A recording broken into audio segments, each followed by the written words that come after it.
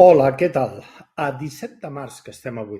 Informació de servei. El sol serà protagonista del matí, mentre que a la tarda arribaran núvols alts degut a l'afectació d'una petita dorsal anticiclònica per l'est de la península. Vaya tela amb el nom. Viurem un lleuger repunt de les temperatures. Anem a les notícies. La primera edició de la Canillo Brilla va tancar ahir diumenge després de 2 mesos i mig en funcionament. Va néixer amb l'objectiu de ser una nova proposta lúdica a la parròquia, més enllà de l'esquí.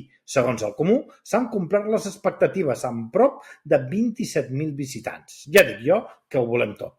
Neu, turistes, compres.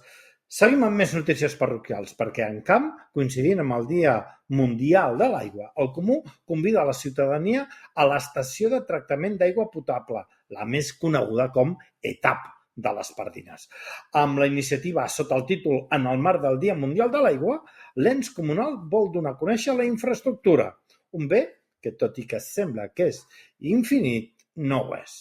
I acabem amb esports, ja que ni el Morabanc Andorra, que va caure davant el Barça 91-113, ni el Futbol Club Andorra, que va empatar amb la Moravieta, han aconseguit resultats positius aquest cap de setmana, en una mostra que l'esport professional al país està en crisi.